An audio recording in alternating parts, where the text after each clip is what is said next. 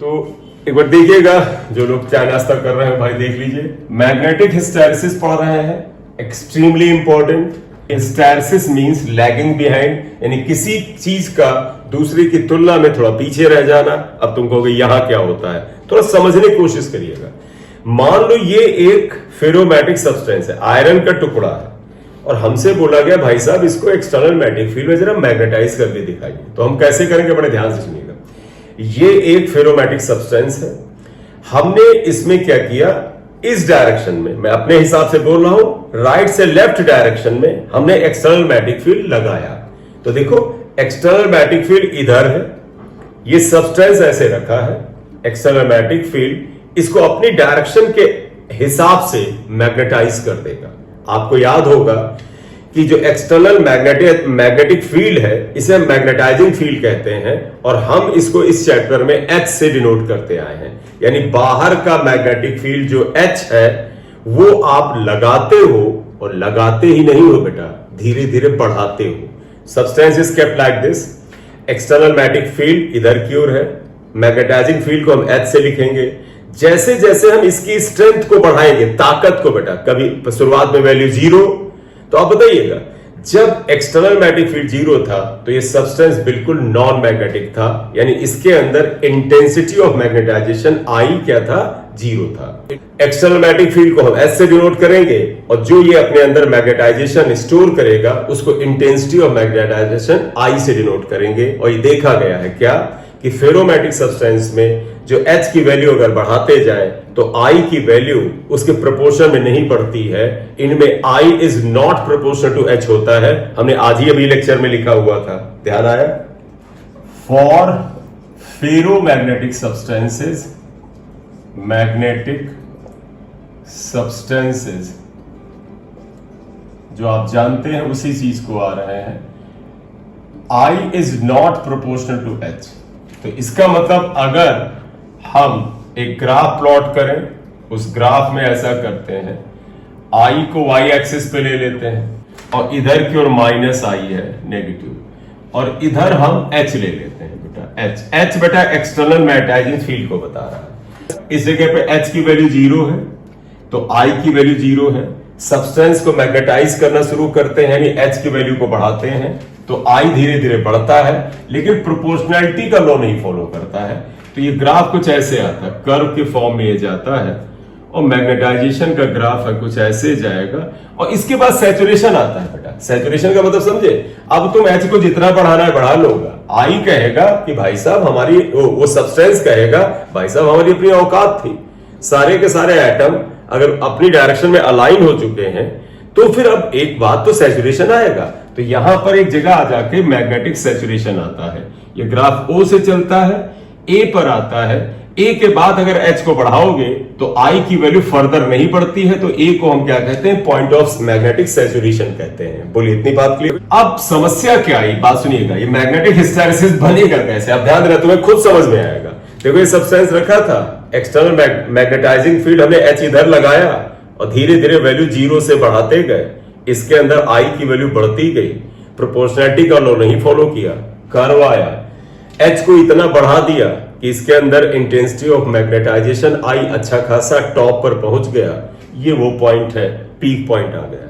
अब आपसे मैंने बताया क्या कहा कि जो H की वैल्यू इस डायरेक्शन में आपने 0 से एक निश्चित वैल्यू तक बढ़ाया था, अब घटाओ। अब एक्सटर्नल मैग्नेटाइजिंग फील्ड जो इधर की ओर आपने 0 से बढ़ा के कहीं टॉप तक ले गए थे, अब धीरे धीरे घटाओ। H की वैल्यू मान ले, सिंपल डेटा दे रहे हैं, 100 था, 90 किया, 80 किया, 50 किया, 10 किया, 0 किया, तो तुम पाओगे कि हम अगर H की वैल्यू को घटाते हैं तो I घटता है, यानी ये सब्सटेंस भी अपने अंदर जो मैग्नेटाइजेशन रखा था उसको वो थोड़ा कमजोर होता है। लेकिन ये ग्राफ इसी पाथ को रिट्रेस करता हुआ यहां नहीं आता है। मतलब जब H की वैल्यू यहां 0 हो जाएगी तो I की वैल्यू 0 नहीं होगी। मतलब क्या हुआ, जब ये H की वैल्यू लौट करके यहां 0 हो जाएगी H की वैल्यू, तो I 0 नहीं होगी। क्यों? क्योंकि एक्सटर्नल मैग्नेटिक फील्ड को हटा लेने के बावजूद भी ये सब्सटेंस जो कि फेरोमैटिक सब्सटेंस है, अपने अंदर मैग्नेटिक प्रॉपर्टी को चुरा लेगा, बचा लेगा, छिपा लेगा। तुम भी जानते हो कि एक्सटर्नल मैग्नेटिक फील्ड हटा दे तो सर पूरी तरह से डीमैग्नेटाइज थोड़ा होगा, थोड़ा सा तो मैग्नेट बना ही रहेगा। बोलिए बेटा, है ना? तो अब बेटा देखिएगा, अब ये ग्राफ ऐसे जाएगा, लौटने का ग्राफ कुछ ऐसे जाएगा। तुम कहोगे सर H कम हो रहा, I कम हो रहा है, लेकिन देखो बेटा इस स्थान पर H की वैल्यू 0 है, लेकिन I की वैल्यू 0 नहीं है, I की वैल्यू इतनी है। तो ये ग्राफ जब A से लौट के वापस आता है, तो आप बड़ा ध्यान से सुनिएगा, लैगिंग बिहाइंड का मतलब बता रहे हैं कि H तो घर पहुंच गया, H ने कहा भाई साहब 0 से शुरू हुए पहुंच गए, लेकिन I ने धोखा दे दिया। आई ने कहा भैया हम नहीं आ रहे हैं घर, और वो इतनी वैल्यू रख करके यहां पर बैठ जाएगा। ये जो पॉइंट बी है, सुनिएगा बेटा, पॉइंट बी, ओ से बी तक आई की जो वैल्यू होती है, ये क्या है बेटा? देखो, ओ से बी तक आई की जो वैल्यू है, या बी पर जो आई की वैल्यू है, ये किस समय है? जब H 0 है। और जब एक्सटर्नल मैग्नेटाइजिंग फील्ड 0 हो जाए और जो मैग्नेटाइजेशन सब्सटेंस अपने में चुरा के रख ले, इसे रिटेंटिविटी कहते हैं। नाम से क्लियर है, magnetic field retained in the absence of external field is called retentivity. तो जैसे आप इसे कुछ बच्चे पूछ रहे थे, ये रिटेंटिविटी है, तो बताइएगा, ये पॉइंट हटा रहे लिख लिया होगा, तो बताइएगा OB इज व्हाट बेटा? रिटेंटिविटी। थोड़ा बढ़ा के लिख रहे हैं, क्यों? हमारा एक पर्पस है, रिटेंटिविटी। तो रिटेंटिविटी का मतलब समझ लेना सर, एक्सटर्नल मैग्नेटिक फील्ड हटा दें तो भी सब्सटेंस कुछ मैग्नेटाइजिंग सब्सटेंस अपने अंदर मैग्नेटिक प्रॉपर्टी को चुरा के रख लेता है, that is called magnetism retained and this is called retentivity. अब भाई साहब आप भी तो कम नहीं थे, आपने कहा ना ना ना, इसने धोखा दिया है। H 0 था तो I शुरुआत में 0 था, H बढ़ाया तो I यहां तक बढ़ा, H घटाया तो H यहां आके 0 हो गया, I ने धोखा दे दिया। तो आपने कहा नहीं, I को 0 करके रहेंगे। तो अब तरीका क्या है? ये सब्सटेंस अगर इधर मैग्नेटाइज हो चुका है और परमानेंट मैग्नेटाइज हो चुका है, एक्सटर्नल मैग्नेटिक फील्ड के सपोर्ट के बावजूद भी अंदर मैग्नेटिज्म छुपाए पड़ा है, तो अब तुम्हें अगर इसे डीमैग्नेटाइज करना है, यानी ये वैल्यू जो आई की OB आई इसे खत्म करना है, तो तुम्हें बताएं क्या करना चाहिए? जो एक्सटर्नल मैग्नेटिक फील्ड आपने इस तरफ लगाया था, उसको अब उल्टा लगाओ, उल्टी डायरेक्शन में लगाओ। अब अगर H की डायरेक्शन, सुनो बेटा, H की डायरेक्शन पलट दोगे तो ये सब्सटेंस धीरे धीरे उल्टे मैग्नेटाइजिंग फील्ड में अपना मैग्नेटिज्म खोता जाएगा और एक जगह जाकर के ये पूरी तरह से डीमैग्नेटाइज होगा। और ध्यान से सुनिएगा, अगर हम इस ग्राफ को देखो, H इधर पॉजिटिव था, इधर की ओर H नेगेटिव है, ये H बेटा आप देखिए माइनस में है। आप अगर H को नेगेटिव की तरफ लाएंगे तो देखो ये ऐसे जाएगा और इस तरह जाकर के एक पॉइंट पर जाकर के, यहां ध्यान दीजिएगा, O से C तक, ये जो C वैल्यू है, ध्यान रखिएगा, C क्या है? अगर मैं तुमको व्हाट इज C, तुम कहोगे negative value of H, reverse value of H। तो C की O से C तक जो रिवर्स वैल्यू ऑफ H है, जिस पर I 0 हो जाता है, इसे कोएर्सिविटी कहते हैं। तो कोएर्सिविटी है क्या? जैसे मुझे खुद ही नहीं पता व्हाट इज कोएर्सिविटी, लेकिन आप ध्यान से देखो, कोएर्सिविटी ये इतनी वैल्यू है, किसकी? H की। यानी coercivity is the reverse magnetising field at which substance is again demagnetized। ये कोएर्सिविटी हो गई। बोलिए, बताएं बेटा, क्लियर है बात? तो OC is what? कोएर्सिविटी। कोएर्सिविटी का मतलब क्या हुआ? Reverse magnetising field, opposite magnetising field at which substance is again demagnetized, या मैथमेटिकली लिखना है I becomes 0। बोले, इसे कोएर्सिविटी कहते हैं। ठीक है? अच्छा एक चीज बताइएगा, अपनी आप सोच से बताइएगा, सोच के बताना हो, ध्यान से बताना, कोई प्रेशर लेके नहीं। किसी सब्सटेंस के लिए OC की वैल्यू ज्यादा हो, यानी तुमको सर हम इसको और नेगेटिव करें तब जाके I 0 हो, तो बताओ वो परमानेंट मैग्नेट बनाने के लिए अच्छा है या टेम्परेरी मैग्नेट के लिए? परमानेंट। बेटा सोच के रहो, परमानेंट। क्यों? देखो बेटा, अगर मैं कहूं किसी सब्सटेंस के लिए OC नहीं, यहां पर आकर के I की वैल्यू, मतलब ये ग्राफ यू आता है, यहां 0 होता है, तुम कहोगे सर इसका I को 0 करने के लिए बहुत सारा उल्टा मैग्नेटिक फील्ड लगाना पड़ा, यानी ये सब्सटेंस मैग्नेटिक प्रॉपर्टी छोड़ने नहीं चाहता था, तो इसका तो ये परमानेंट बना रहना चाहता है। तो जिस सब्सटेंस का कोएर्सिविटी ज्यादा होता है, वो सब्सटेंस परमानेंट मैग्नेट बनाने के लिए परमानेंट मैग्नेट बनाने के काम में आता है। तो परमानेंट मैग्नेट की कोएर्सिविटी ज्यादा होती है। चलिए ये आ गया कोएर्सिविटी, मतलब क्या होता है लिखा देंगे, हालांकि आप समझ रहे हो, मैं इन पॉइंट्स को आगे भी लिखा दूंगा क्योंकि अभी रिपीट होगा। अब एक काम और कर रहे हैं, आपने क्या किया था, इस सब्सटेंस को पहले इधर मैग्नेटाइज किया था, फिर उल्टा मैग्नेटाइजिंग फील्ड लगाया, धीरे धीरे डीमैग्नेटाइज किया, सी पे जाके आई की वैल्यू 0 हो गई। लेकिन आप बेटा ये रिवर्स मैग्नेटिक फील्ड को अभी भी बढ़ाते चले जा रहे हैं। आपको क्या सर एच को माइनस करके बढ़ाते जाइए, तो बेटा देखो ये एच को उल्टी डायरेक्शन में करोगे तो आप जानते हैं ये सब्सटेंस उल्टी डायरेक्शन में मैग्नेटाइज होना शुरू करेगा। क्यों? क्योंकि एच इधर है तो आई भी नीचे जाएगा, क्योंकि इसके बाद तो this substance start now magnetising opposite to the initial direction. तो आप अगर H को माइनस करते जाएंगे, इस सब्सटेंस अपोजिट डायरेक्शन में मैग्नेटाइज होता चला जाएगा, मैग्नेटाइज होता जाएगा, और एक जगह जाकर के ये क्या होगा बेटा, वही मैग्नेटिक सैचुरेशन आएगा, यानी highest point of magnetisation in opposite direction आएगा। इसको हमने C से लेके D तक डिनोट किया है। बोलिए क्लियर है ये बात? ये बेटा ये सैचुरेशन पॉइंट है, मैग्नेटिक सैचुरेशन है। मैग्नेटिक सैचुरेशन ये था एक पहली डायरेक्शन में, ये उसके अपोजिट डायरेक्शन में है। अब ये फुली मैग्नेटाइज हो गया है, अब ये सब्सटेंस उल्टी डायरेक्शन में मैग्नेटाइज हो गया है। H को आपने रिवर्स डायरेक्शन में मैक्सिमम किया है, अब आप ये माइनस H को धीरे धीरे क्या करोगे, 0 करोगे। तो आपने जब ये H की वैल्यू जो रिवर्स डायरेक्शन में डाली थी उसको कम करना शुरू किया तो I की वैल्यू ये कम होगी, यहां तक जाएगा। वैसे ही देखो जैसे ये था, H को कम किया तो I कम हुआ, लेकिन कुछ चुरा लिया, देखो इतना चुरा लिया, ये यहां भी चुरा लेगा और बराबर मात्रा में चुराएगा दूसरी तभी ये। तो देखो ये वापस लौटेगा और इसे E लाएंगे। बताओ आप सोच के बताइएगा, OE क्या कहलाएगा? रिटेंटिविटी कहलाएगा ना, क्योंकि OE इज व्हाट बेटा, intensity of magnetisation in opposite direction when H equal to 0। तो इसीलिए मैंने ये जगह छोड़ी थी कि वास्तव में रिटेंटिविटी इज OE ऑल्सो, लेकिन डायरेक्शन बदल गई है।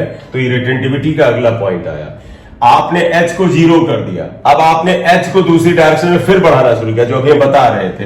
तो ये ग्राफ फिर इधर की ओर जाएगा, और अगर ये कोएर्सिविटी था देखो C, तो यहां पर E के बाद F आएगा। देखो इस जगह पर I की वैल्यू 0 हो गई, ये भी कोएर्सिविटी हुआ क्योंकि यहां डीमैग्नेटाइज हो गया है। और अगर आप फर्दर इस ग्राफ को चलाते जाते हैं, देखो बेटा इसे फर्दर चलाते जाते हैं, तो अगर H की वैल्यू पहली ही जगह पे वापस लाते हैं तो ये सब्सटेंस वापस यहां पहुंचेगा। तो आप अगर गौर से देखें तो हम कर क्या रहे थे, एक फेरोमैटिक सब्सटेंस को मैग्नेटाइजिंग फील्ड में मैग्नेटाइज कर रहे थे। तो पहले हमने मैग्नेटाइज किया, फिर डीमैग्नेटाइज करना चाहा, फिर फुली डीमैग्नेटाइज किया, फिर डीमैग्नेटाइज किया, फिर मैग्नेटाइज किया। अगर आपसे कहे व्हाट इज हिस्टेरेसिस, तुम कहोगे process of magnetising and demagnetising a ferromagnetic substance is called hysteresis. ये हिस्टेरेसिस कहलाता है। इस प्रक्रिया में देखा गया है कि जब H 0 होता है तो I 0 नहीं होता है, और जब H माइनस होता है तब I 0 होता है। इस आधार पर दो डेफिनेशन आती हैं, रिटेंटिविटी एंड कोएर्सिविटी। रिटेंटिविटी हमने बताया ये है, कोएर्सिविटी का ये भी हिस्सा आएगा OF, इसीलिए यहां जगह छोड़ा था OF, इट इज अगेन कोएर्सिविटी। अब जैसे ये ग्राफ हमने किसके बीच लिया था, I और H में, I की जगह पर यहां पर B भी लिया जा सकता है। तो मतलब तुम इस ग्राफ में I और B कर सकते हो, क्योंकि कई जगह पर B भी लेंगे और उसका फर्क आपको बता देंगे भी क्या है। अगर हम I और H या B और H के बीच में मैग्नेटाइजेशन और डीमैग्नेटाइजेशन के ग्राफ प्लॉट करते हैं तो ये ग्राफ एक क्लोज लूप आता है। If we plot graph for magnetisation and demagnetisation of ferromagnetic substance, किसके बीच में बेटा, I वर्सेस H ग्राफ या B वर्सेस H ग्राफ, ये हमने लिख दिया। देखो IH या BH graph, then it is a closed loop and is called hysteresis loop। hysteresis loop, इसे hysteresis loop कहते हैं।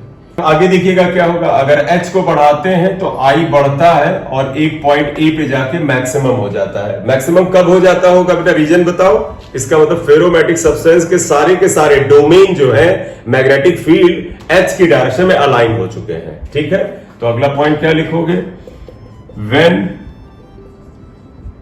H increases, then I also increases and becomes maximum at A. A पे मैक्सिमम हो जाता है. A क्या बताता है बेटा? A बताता है मैग्नेटिक सैचुरेशन को बताता है. Because all domains are aligned parallel to H. H के पैरेलल अलाइन हो चुके हैं. ठीक, तो A के बियॉन्ड मैग्नेटिक फील्ड नहीं बढ़ेगा, वो मैंने लिख दिया है. A पॉइंट किसको बताता है? मैग्नेटिक सैचुरेशन को. अब अगला काम क्या करेंगे? अब H को बेटा डिक्रीज करेंगे. अब अगला काम क्या करेंगे? H को डिक्रीज करेंगे. तो I घटेगा लेकिन जीरो नहीं होगा. If H decreases then I also decreases. I भी घटता है. When H equal to zero, H zero हो जाता है, then I is not equal to zero. बेटा I की जगह B भी लिख सकते हैं, दोनों लेके चलेंगे. एक को हम बताते चले, दूसरा उसके प्रोपोर्शन में आएगा. I जीरो नहीं है. हम इस किस पॉइंट पे लिख रहे हैं? OB से लिख रहे हैं. देखो OB में यहां पर, तो यहां पर आप क्या कहोगे? OB एंड OE, इसे हम क्या बोलते हैं? रिटेंटिविटी. इसे हम बोलते हैं रिटेंटिविटी. रिटेंटिविटी का मतलब क्या होता है? मैग्नेटिक इंडक्शन B और magnetic intensity I retain when H equal to zero.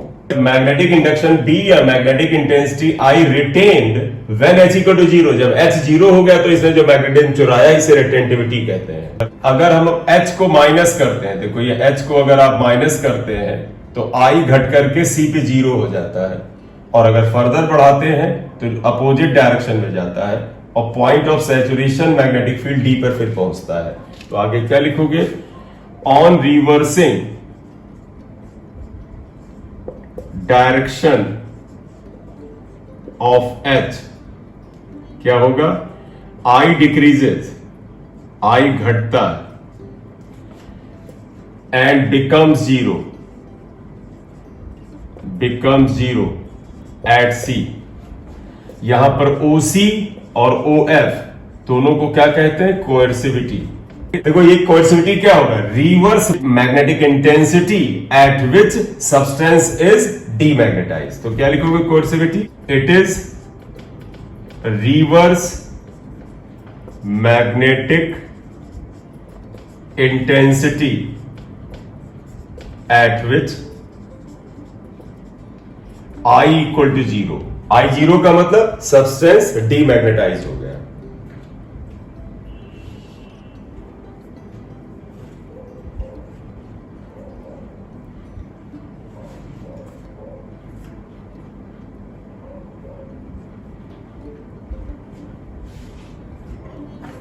ठीक,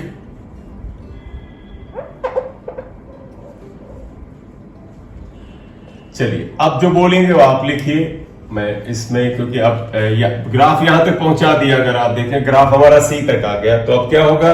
H को फर्दर आपको रिवर्स करने पर या अपोजिट डायरेक्शन में बढ़ाने पर I जो होगा रिवर्स डायरेक्शन में बढ़ता है और D पे जाके मैक्सिमम हो जाता है. तो लिखो on further increasing H in reverse direction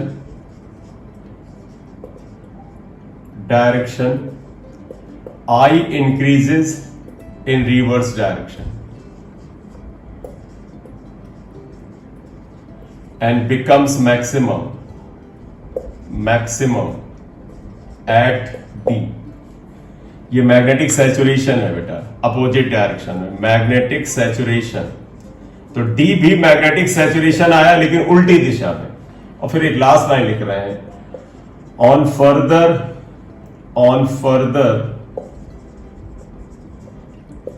decreasing H and increasing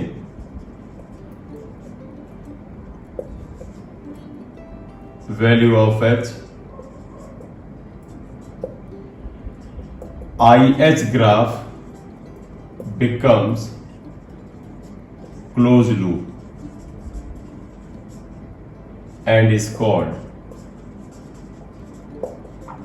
hysteresis loop, इसे हिस्टैरिसीस लूप कहते हैं। अब आप एक चीज ध्यान रखिएगा, क्या area of the hysteresis loop, बेटा ये जो हिस्टैरिसीस लूप बना इसका अगर एरिया आप निकालते हैं that is proportional to the energy loss during the magnetisation and demagnetisation of the substance. बेटा एक सब मैग्नेट को या मैग्नेटिक सब्सटेंस को मैग्नेटाइज करो, डीमैग्नेटाइज करो, फिर अपोजिट डायरेक्शन में मैग्नेटाइज करो, अगर ये करके देखो तो जानते हो अच्छा खासा हीटअप हो जाता है। तो इसलिए एनर्जी का लॉस हीट के फॉर्म में होता है, इससे हिस्टैरिसीस लॉस कहते हैं। तो एक पॉइंट हेडिंग डाल के, लाइन दो ही है लेकिन हेडिंग इसलिए डालें क्योंकि इंपॉर्टेंट है, तो लिखो hysteresis loss, area of IH loop या hysteresis loop is proportional to loss of magnetic energy per unit volume per cycle. Cycle का मतलब पूरा चक्कर काटना बेटा, देखो यहां से जाना, वापस आना, फिर वापस यहीं पे जाना। तो इस proportional to magnetic loss of magnetic energy per unit volume per cycle of the substance, it is called hysteresis loss. ये हिस्टैरिसीस लॉस होता है। एक चीज समझिएगा, ये फर्क तुम्हें जाना जरूरी होगा। आईएच ग्राफ जो है इसका एरिया कवर्ड जो है वो hysteresis loss per unit volume per cycle के प्रोपोर्शन होता है बेटा, प्रोपोर्शनल। लेकिन अगर बीएच ग्राफ ले बेटा, बी और एच ग्राफ ले तो ये इक्वल होता है। तो आगे एक लाइन में लिख देना, area of BH graph is equal to energy, ये इक्वल है बेटा, प्रोपोर्शन नहीं है, loss per unit volume per cycle, right. और एक और पॉइंट देखो बेटा, एरिया ऑफ बीएच ग्राफ, मैंने तुमसे कहा था ना बेटा, याद करो कि चाहे एच और आई में ग्राफ लें, चाहे एच और बी में ग्राफ लें, दोनों का जो प्रोपोर्शन है वो सेम होता है, सेम प्रोपोर्शन में पढ़ते हैं, अमाउंट में फर्क है, मतलब वैल्यूज में फर्क है, ग्राफ का ट्रेंड सेम जाएगा। तो जानते हैं क्या फर्क है, एरिया ऑफ बीएच ग्राफ जो होगा that is mu naught times area of IH graph.